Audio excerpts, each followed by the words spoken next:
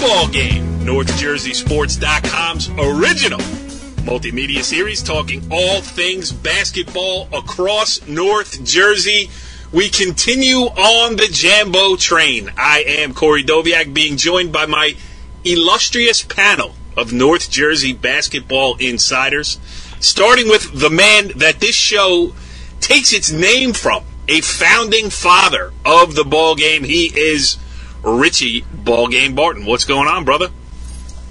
Not much. I mean, is there a better... I say it every week, and yet it gets better every week. Is there a better time of year than this? No, it is high time. We had the upset that everybody was pulling for in the quarterfinal round. We have parochial versus public in the semifinals. And we are also joined by one of those public school coaches who is following along closely, Captain Switzerland himself, the great Richfield Park Scarlet, Chris Gaskin. What's going on, my friend? Good evening, gentlemen. Once again, every time we meet, there's a big college upset, as Villanova just lost recently this evening to Providence. So it looks like our show continues to go in the right direction, and highly rated college teams continue to lose every time we speak. Yeah, well, you said that the show is going in the right direction, and that is a perfect segue. Listen, you're turning into a real professional on this show because you lead us right into what comes next. Now, you know, for years, the Ballgame has struggled to pick up steam, to establish itself, to get listeners, to do all these things. But tonight, we have reached the high water mark of local internet high school basketball talk. Our guest this evening, the one and only, the Super Bowl MVP, the former New York Giant quarterback, Phil Simms, will be the guest on this edition of the Ballgame. I am looking forward to it. Turns out, he is a high school sports junkie just like the rest of us. So we are going to talk to Phil Simms about his thoughts of the Jambo, both the quarterfinals looking back and the semifinals going forward. That is going to be exciting, and we're going to get to it in 1 minute. But before we do, we have to do what is now becoming a weekly production on the Ballgame. We have to go back and clear up some misinformation that seems to have leaked out. Now, 2 weeks ago, it was the whole Danny Egoro fiasco where Chris Gaskin had the goal. Dan. Right. Dan Egoro. Correct. We fixed it. He's now Dan, no longer Danny. And this week, I have to turn my attention to my best friend in the entire world, Richie Ballgame Barton, who is just hanging me out to dry here. Now, Richie, I go up to Roundpo on Tuesday night. No big deal, right? It's senior night. Hey, can you come take some pictures? Everybody's going to be smiling. Parents will be happy, right? It's a joyous event. They beat Indian Hills. Everything's going fine. I get the snaps. Hey, thanks for coming, blah, blah, blah. And I'm standing around the huddle at the end of the game, and 2 or 3 sets of parents come over and say, oh, you picked Ramsey. Richie B., I didn't pick Ramsey. You picked Ramsey. Please clarify that for our listeners. First of all, I didn't pick Ramsey. If you go back to the initial Jambo show, I did not. When they were playing Ramsey, I said, Ramsey's big. They're going to keep it close, which is exactly what they did. If you want to go to my official bracket, you'll notice it real quick because it's still perfect, buddy. It's still perfect. Well, that didn't clear up anything because now people think that somebody picked Ramsey, and they think that somebody is me. And Mickey Hunt went so far even to say that he thinks you and I are the same person because we're never seen in the same room at the same time. It's a good point, and it's hard to dispute. That's true. It really is true. The only thing I can say is see photos of Joe Spafford's wedding. Anyway, let's get Are these unfounded rumors affecting 4 Feet Graphics? Yes. Listen, bad publicity is bad publicity. And, 4 Feet Graphics is, a plucky little company that just, tries to keep its head out of the sand and just, bring forth the best that North Jersey sports has to offer. And when I have to answer these questions and defend myself, Richie B., honestly, when was the last time I picked against Roundpo in anything? Has it ever happened? No. When they play Alta Pan, I say it's going to be a tie. I picked Roundpo to win the Bergen County boys fencing meet, which they did. Come on. All right, gentlemen. Well, I don't even know how to introduce our special guest here on this edition of the Ballgame. I mean, we are punching way above our weight. Normally, on a week-in, week-out basis, we struggle to get guests. I mean, we've been turned down twice this season by the head coach of the St. Mary Gales basketball team. Chris Gaskin, who is now a co-host, had a 4-year high. Brian Gassion, by the way. Yes. Chris Gaskin, the Richfield Park head coach, waited 4 years between appearances on this show because he was embarrassed. So I'm just going to do this. I am going to introduce our guest here tonight, and then I'm going to sit and pat myself on the back. Mr. Phil Simms, thank you for joining us here on the Ballgame. Well, that is some introduction, and I'll tell you, what an endorsement you just gave yourself. It was well done, and honestly, it's great to talk to you guys tonight about not only New Jersey high school basketball, but, I love New Jersey high school sports. Yes. And I have a job that let me this year go to many high school football games, and I've got to see a few more basketball games this year than I have in the past, so it's been a lot of fun watching it, that's for sure. That's great, and we want to pick your brain, too. We saw you in the crowd at the Bergen County Jamboree quarterfinals this past weekend. I know you have an acquaintance with this Cresskill team, which is the story that everybody's talking about, the Group 1 school that could, knocking out mighty Hackensack. So, you take it from here. I mean, what did you see out of Cresskill? And, if you want to explain how you got involved, with a personal interest in watching this Cresskill team. Well, listen, a lot of things, through the year, every year, I do a lot of stuff with high school coaches and players. I throw footballs with a lot of quarterbacks. I meet the coaches, meet the players. Right. And, a lot of them, just like this past summer from Cresskill, Mike Farrar, one of the starting players of the team, he was going to be the quarterback at Cresskill, so I had a camp. He came. He was such a good kid, and we had so much fun with him. And I knew he played basketball, so that was part of the connection. Knew his father; he was a great guy. Yep. Aiden Fuldner, who doesn't really play much in the varsity basketball team, but he was a quarterback. He was a sophomore this year; can really throw the ball, by the way. And so that kind of started me getting interested in the kids. And of course, living in Franklin Lakes, the Ramapo basketball team. I also try to follow. Joey Sandberg has been a friend of the family for many, many years, and I see those kids everywhere in town, in the gyms, wherever, all the time. So it was just a great opportunity this past, what was that? Saturday. What day were we talking about? Yep, Saturday yes, afternoon. to go watch the games and everything. And I got to tell you, the Cresskill Hackensack game, it's funny, on that Tuesday night, I was watching Cresskill play, and I went over to watch Ramapo play Hackensack. And I'm like, man, it was a great game. Ramapo lost, missed a shot, last shot of the game.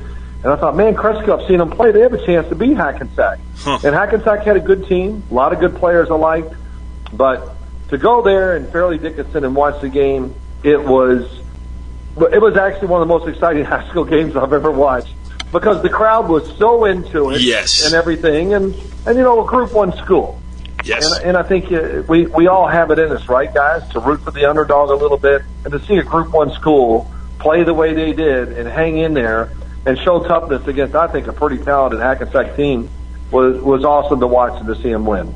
Yeah, no doubt. And I am so excited right now because I thought this might be a complete disaster. But, hey, Gaskin, we got a high school junkie on the line. Ask him a question. That is awesome. Phil, I got to tell you, I hear a lot about you from our mutual friend Mike Albert. But this is pretty cool for me. My childhood, I worked at Knickerbocker Country Club, and I used to shine your shoes for Kobe. My God. Now I'm on the phone talking basketball with you, which is a pretty cool switch in life for sure. But hey, Gaskin, go get your shine box. Yeah, exactly. Well, I hope I was a good tipper, so I think I was, but I can remember the days over there. I don't get to play golf anymore, but I remember getting my shoes worked on every once in a while.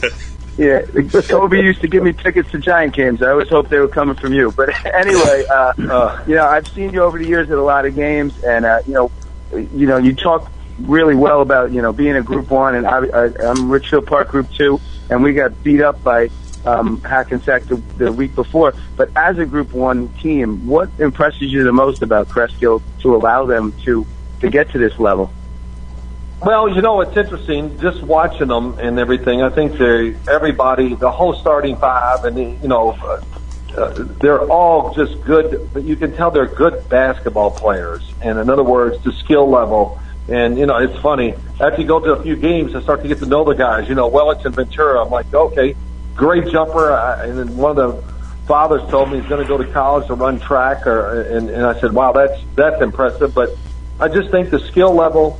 And is for being a Group 1 school to have a team that's so well-rounded and so well-skilled it's got to be very unique. I can't say over the years I've gone to a lot of Group 1 school basketball games, but a small town to have a team that good, undefeated, and to beat a team like Hackensack and really to dominate all year long is I thought it would be even longer. It's been since the year 2000. The Group 1 school got to the semifinals. I figured it was going to be 25 or 30 years. Well, it's been that long since... I know how the competition is. Yeah, it's been that long since somebody's won it. You know what? And you know what, guys, in all honesty, I mean, we've talked about Cresskill now for a few weeks, and now Phil has mentioned a couple of the guys, but the guy that still doesn't get mentioned is the guy that I was talking to Corey about, is George Sikoriak. What a difference maker he is. I mean, very crafty, plays really hard. Last week on the show, I said the one thing that I thought we did well against Hackensack that I thought Cresskill would have to do is dribble, drive, and kick and make the shot at the end. And obviously, that's what they did with Luka Radovich. But I think that Sikoriak all night was doing a great job getting into the paint, drawing the defense, and finding the open man. And I really think that, over the weeks we've spoken about this Cresskill team at length and how impressive they are. And that's the one kid who we really haven't spoken a lot about. And he deserves the kudos for sure, because he played a tremendous game the other night, and he's had a great season for them. I don't know who the kid, he was guard number 3 at Hackensack, but he is, look, you had to be, he was tough. You are right when you talk about Sikoriak, George. He's a good athlete, fast, and he's every time I've watched him play, I can see how tough he is. But I forgot number 3's name for Hackensack. That's Atiba Taylor from Hackensack. Atiba Taylor. Oh my God. And he's already committed to Youngstown State. Yep. Oh, really? Yes. And and some of the passes he threw ended up being turnovers. But when he's in college, those passes are going to be dunks. Yes. And I was very impressed. I've got to see him a couple times this year.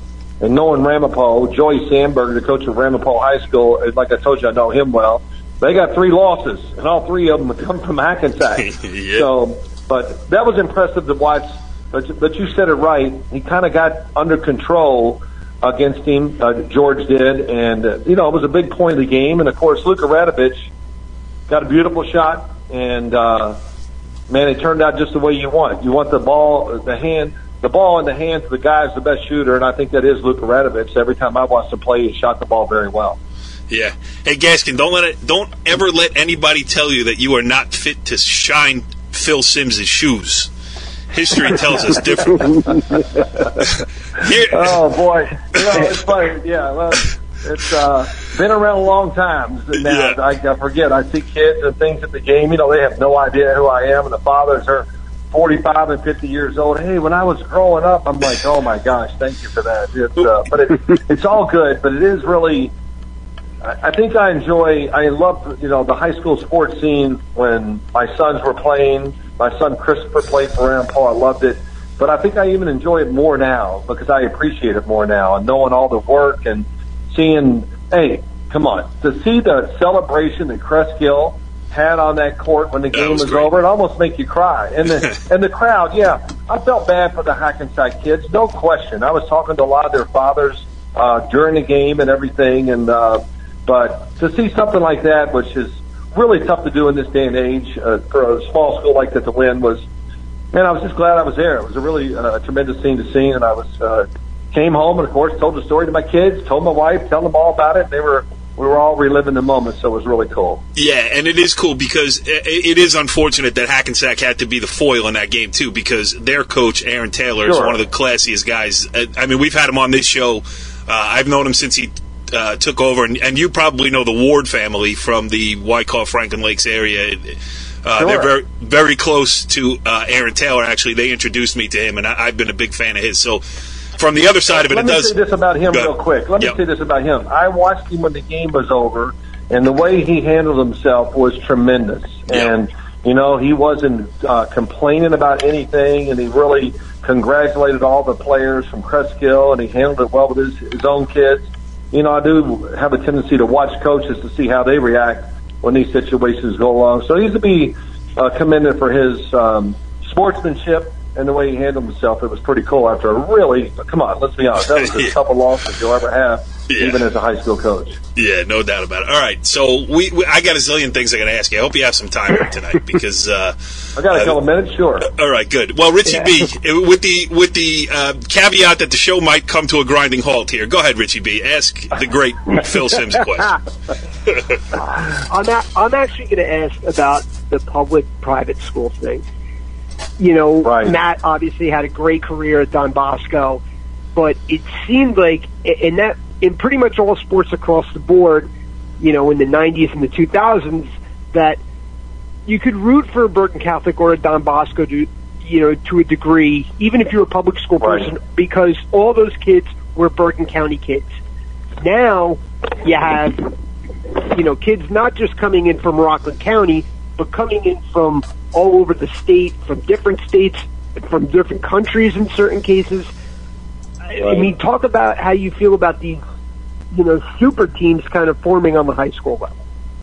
Well, I definitely have mixed emotions. I'll say this. So my son Christopher, my oldest son, when he was at Ramapo, there really wasn't much separation. Maybe a little, but not much between public high school sports. And I really talk about the two main sports, football and basketball in that respect, because baseball, even in public schools, I think sometimes you can compete even with the private schools. But when my youngest son Matt went through Bosco, I thought it started to separate. And since he's been out of high school, which is quite a few years now, it's really separated. And, I quite honestly, I don't like it in a lot of respects. I think the Catholic schools really should have their own league and their own playoffs and really just completely separate from the public system almost. And because you said it right, when you got kids coming from everywhere to go to these schools and play, how is it possible? And just to beat them, which is going to be really tough for Ramapo or Cresskill, of course, in the semifinals of the Jamboree. But, the competition, it's too tough. Yep. And it's the separation we see, look, guys, it's going to get bigger. And because I think these schools are even getting more powerful. And it's, it's going to be, next time we see a public school, I don't know, I'm sure it can still happen, but win the Jamboree or be the best football team in the area, it's going to be a long time from now, I think. Yeah, the football is long gone. I mean, and they actually have separated themselves. That's for sure. We know that. And you could get lucky if you get two special kids that stay in town. Yep. And play, and maybe get some guys around them. You could still have a chance, but even that would be tough because I watched the state around. I hadn't seen Don Bosco in person this year, and I watched a little bit against their game the other night. I just went, wow. There are a lot of good players on the court. College basketball players out there. So it was quite a difference to see them play. Yeah, I totally agree. Corey and I often say, growing up as Bergen County kids, we remember going to the Jamboree when all the games were played at Hackensack High School, and it was a great thing, and you never knew what public school would advance. But let's be totally honest. These games on Sunday, everybody's going there rooting for the public schools, and I'm saying that, in a position where maybe I shouldn't say it, but the truth is, that majority of the crowd is going there rooting for the public because of exactly what you guys are talking about. Well, yeah, hey, listen, I remember going down to Fair Lawn High School. I mean, you talk about Mike Albert, good friend of mine, great guy, as funny as they come. Yeah. And, every time I had a quarterback camp this past summer, and, of course, he was there with me the whole time. And, he's a great coach, was a great coach. Very, very good friend, great guy. Good to have around. But I remember being in Fair Lawn, watching Fair Lawn play Bergen Catholic, and remember going, wow, this is really a great game in basketball. And so I don't think I could say that this year if it happened, or it's been quite a while since I could make a statement like that. So I'll be the same thing. I'll probably be there on Sunday. I'll be rooting for the underdogs. And if nothing else, if they don't win, I just hope the games are close so it doesn't break so the kids, I think there'll be a sense of satisfaction if Cresskill and Ramapo can keep the games close. That will say a lot about their coaches, their basketball team, and their toughness and all those things, and the years they've had if they can just do that. Yeah, I agree. And my last statement, obviously I'll go back to my usual role as Captain Switzerland. Billy Armstrong and Kevin DeVario are really great guys. Yes. But in the grand scheme of things, I think a lot of people are going to that gym on Sunday with Cresskill gold and black and Ramapo green, certainly rooting for those teams. Yeah, no question. And it happened the other night. Whoever is there just as an innocent bystander watching the game, I'm sure, you said it, they were rooting for Cresskill as the game went along, because we all kind of have it in us to root for the underdog, just like the Super Bowl. Deep down, a lot of people were rooting for Philadelphia just because, hey, the powerful, almighty New England Patriots, nobody can beat them. So that's just human nature, I think, to us, and it's going to be interesting. I'm anxious to see the talent, the intensity of the game, and for the public schools, I think it's always important. Just find a way to stay in the game early, and then the longer you prolong the game, like in sports, I always say that about the undermanned football team, even in pro football. Just keep the game close and give yourself a shot to make a run somewhere in the fourth quarter and try to steal it. That's what you hope for. Yeah, this is something I wanted to talk about at the beginning of the show here that I didn't, but this is the perfect year. I've had a couple of ideas to try to be a little bit progressive with the Jamboree. I mean, I have an idea about the first round, which we don't need to get into now, but this is the perfect time to bring back the third place game, because let's just say the seeds hold, and Phil, as you know, anything can happen. Not saying Crespo can't win, not saying that Ramapo can't win. But if the seeds hold and they don't win, how great would it be for that third place game to be played right before the Bergen County final? It would really be the de facto Bergen County Public School Championship game, and you'd have as many people, if not more, for that public school final as you would for the outright final. And I say this, and you guys brought up DeVario and Billy Armstrong too, and I hate that we talk about the parochial schools in a negative light, because those guys have been great to our site, to NorthJerseySports.com. They're professionals, they're great coaches and great guys. It's not personal. Very good people, no doubt. It's just the way the system is set up, and I really think that the committee should be a little bit proactive here. Bring back that third place game, and let's play for a public school championship. Well, let me say a couple of things. Of course, I don't want to come off that I'm anti schools, because my son went to Don Bosco. Right. He started this whole thing. If it weren't for Matt Sims running around there in Giant Stadium, none of this would have ever happened, Phil. Thank you, and good night. Well, I'm glad to hear that. So I don't know what you got to go where you want it. That's all I can say about why he was at Don Bosco. That's what he wanted. Let's get into that. Let's turn back the clock. No, go ahead. Listen, I understand. They can't. Even in football, I would think that these coaches, they want to play against the best competition every night. They love playing the good teams, and that's great. And so I don't want to take anything away from the private schools. But that is not a good idea about having a third place game. It's a great idea, and you are right. And if they thought about it, the Jamboree, the crowd, the money, let's talk about ticket sales and all that stuff, it's a tremendous idea. And I would absolutely show up if it was Cresskill playing Ramapo for third place in the Jamboree, which is something to be proud of for a public school nowadays.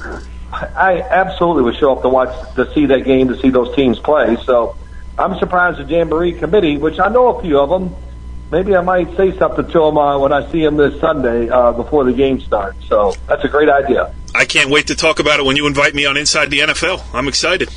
That'll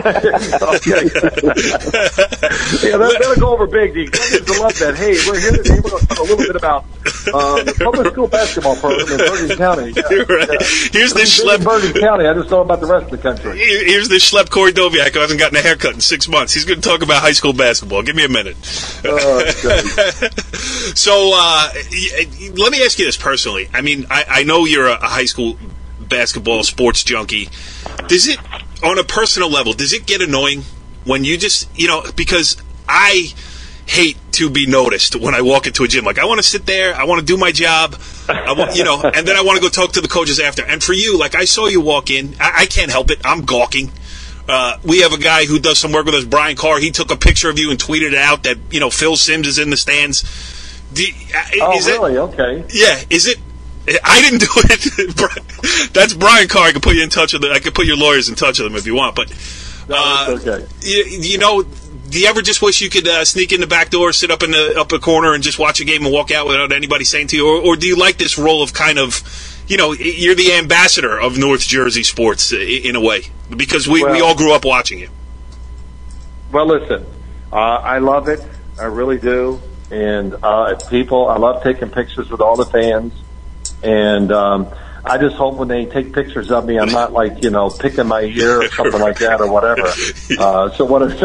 I'm a little conscious of that, but I love talking to the fans. Basketball is a little harder. In football, I went to quite a few games this past season because I work on Sundays now and I don't travel as much. Right. So the high school games, man, I had a great time in the stands talking to people, talking out loud, tell them what's going on in the game. Why don't they do this? Why don't they do that? So it's a lot of fun, and no, I do enjoy it, and I enjoy meeting the people, and it also tells me something that, hey, that maybe what I did was pretty good. They remember it, and if they want to talk about Giant football or whatever, I'm willing to talk to them in that situation too. But it's all good. I never go away from Phil, I got to tell you, I get annoyed because I grew up looking up to you and being a big Giant fan. All the kids on my team were sitting behind you the other day. I had to text them and tell them who you were. I'm like, come on, guys, have a clue here. Let's go.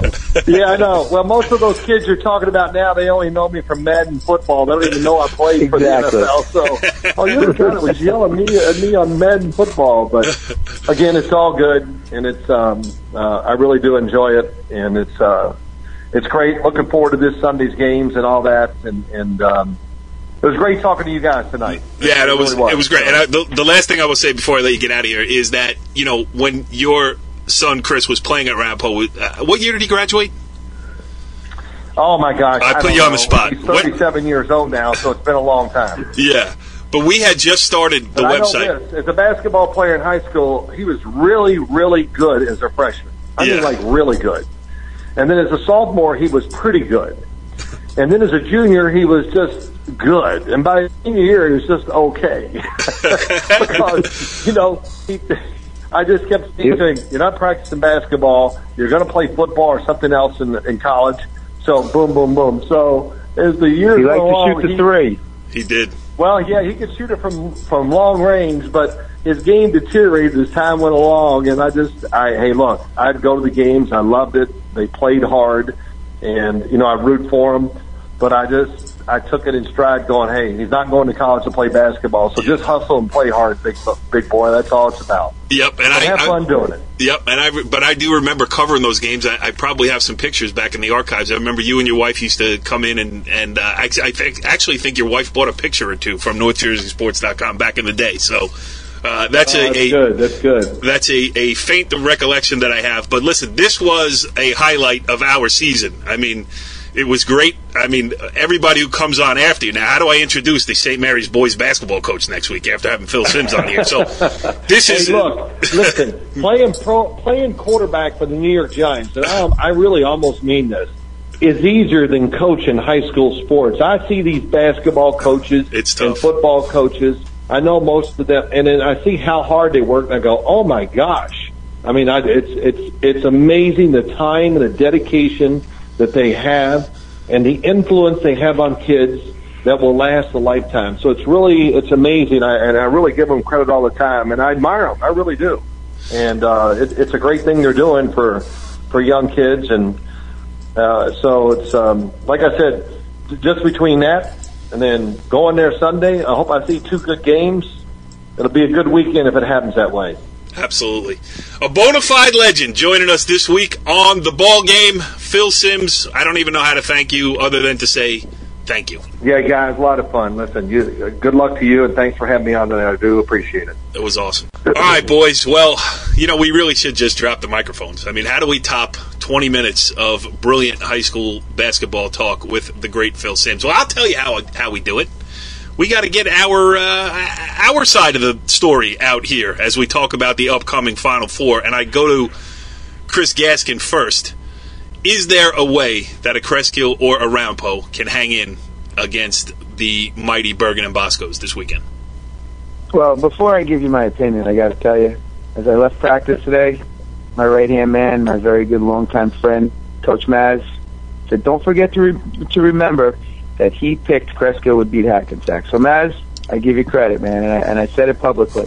Do I think that they have a shot? I don't know. I think Ramapo, the tremendous defense they play, and that's certainly the calling card of them for sure. And then, Kreskill playing so smart, so patient, so under control.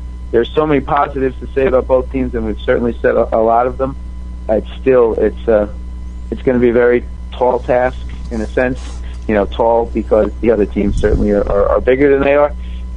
But stranger things have happened. And Richie Ballgame called it a few weeks ago, said there will be an upset.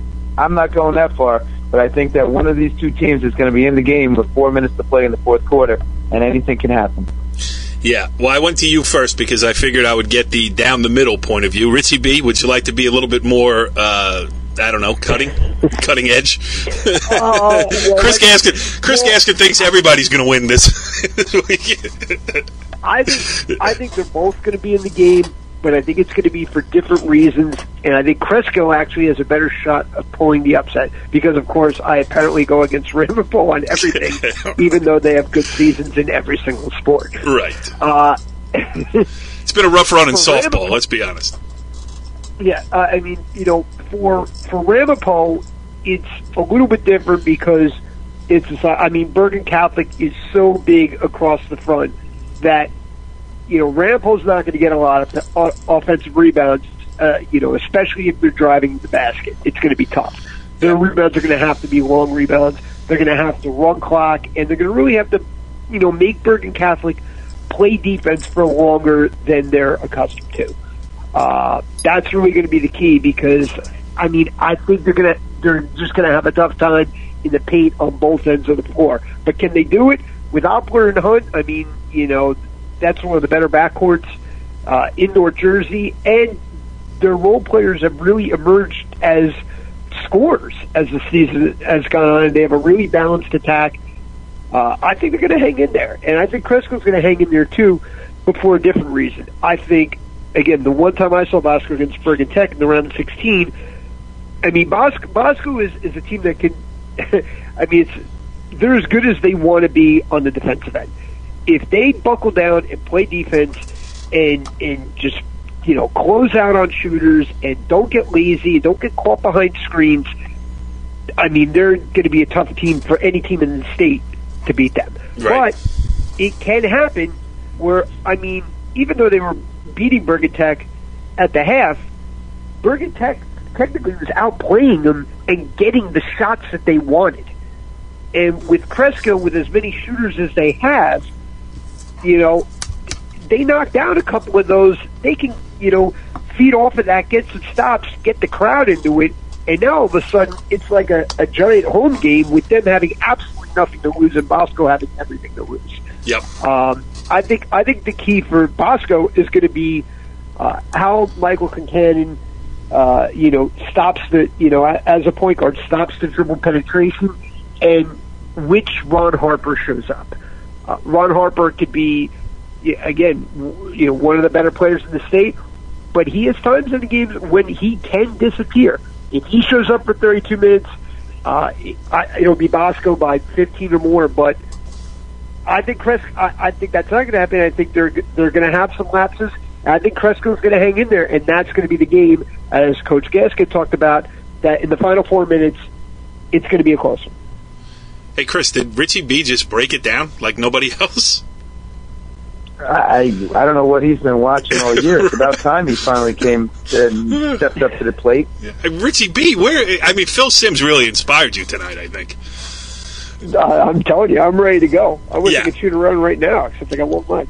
I was writing down things as you were talking, I'll follow up with this, but you covered everything. The two things that I would say is that Bergen Catholic and Bosco certainly have the size advantage, and it's the thing about it is we've seen in the past, like last year when Teaneck had Pierre, he was a 7-foot kid, but he was still growing into his body, and you could get some things around him, but the size on both Bergen Catholic with Zona and Fremantle, and then the size Fremantle and Zona, those guys are Division I players. Yeah. As sophomores and juniors in high school. They run their high-low, and it's basically just throw the ball up because nobody can compete with that. Yeah, and it's the way they can catch. Well, it's first of all the way they can position themselves. Second of all, the way they feel the game, and they have a good feel for each other where they're going to be. And then, like you said, you throw the ball up, and the other guy goes and gets it. Athletically turns, gets to the basket. There's no. It's not like he's just a big body in the middle who's shooting over everybody. These guys are athletic, and they really think the game as well as play it well. And then on the other, on the Bosco side. Yeah, Marcellus Earlington is just, he's one of those freak athletes. He's an all-state football player. He's an all-state basketball player. Makes his free throws. He keeps his cool when he gets. Yeah, he was. You said Ron Harper. Ron Harper was great against Dwight Morrow. And that game was really never in doubt. And Marcellus Earlington was really what got it going. And Matt Harasmi too. I just saw on Twitter tonight he got a Division I offer from St. Peter's. So. It's just it goes on. And I really, I do feel bad about, openly rooting for the underdogs because, but it's like rooting for Apple stock at this point. Bosco and Bergen are that good, and what they're capable of doing. So it's going to take a Herculean effort. But the other thing I will say about Bergen and Bosco is they are both well coached. They both go in with a specific game plan. Both Kevin DeVario and Billy Armstrong make sure that their kids run the game plan. They're great game managers, too, so there's really no weakness, and it's going to take a great shooting night by either Ramapo or Kreskill just to hang in the game before they can have a chance to pull the upset. Chris, you agree? And they both make great adjustments, too. Mm-hmm. And that's really the key. You could come out with a game plan, but when it's not working and things are going against you, what do you do? Right. They seem to know... not just what to switch to, but when to switch to it. And when you have athletes, and also another thing we haven't talked about is depth. Bergen Catholic can go, as well as Bosco, they could go 9, 10, 11 deep, and those are kids that would likely be stars on other teams, and they're just fighting for minutes. So when they get their opportunity, they're ready to go.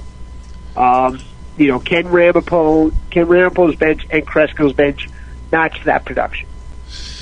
Yep. Let me guess, Richie. Next week when we talk about the final, you will have been probably this Sunday at the Pascack Valley Saddle River Day game, right? Come on, Corey covers the Jambo. That's what he does. He just dominates the Jambo. I could barely get in the gym. I got to go where I can go. I got to go where I'm wanted. You know what I mean? I can't go to Ramapo apparently. No, I might be more interested in those post game quotes. Yeah, that's true. There's fireworks, and we could go there if you want. We could do a minute or two on what went on. You know what? A certain guy talking about how another guy doesn't want to play him 7 days before he's going to play him. That kind of falls on deaf ears for me. I think that's a little bit weird. So, but again, Richie can't say anything negative about Saddle River Day. Richie, that's your boy over there. Yeah, he's my boy. I love him. He's done a great job over there. He's been good to me, personally. As is Coach Jasper. Both of them, with everything that I've gone through. Are you replacing me as Captain Switzerland then? No, those are my guys. They I agree with you. They are both good guys. I'm the one who's supposed to say that. I've been through, and it's going to be a great game, and more importantly, it's going to be a great atmosphere. That's one of those games where you better get there early. Because I'll be honest with you. I wish that they weren't playing at the same time as boys' games, because I certainly would like to go as well. I agree with you. The only mistake done by both tournaments is this happening. That the Jambo games are 1 and 3, and the girls' games are 2 on the same day. There has to be another way around it, but apparently not.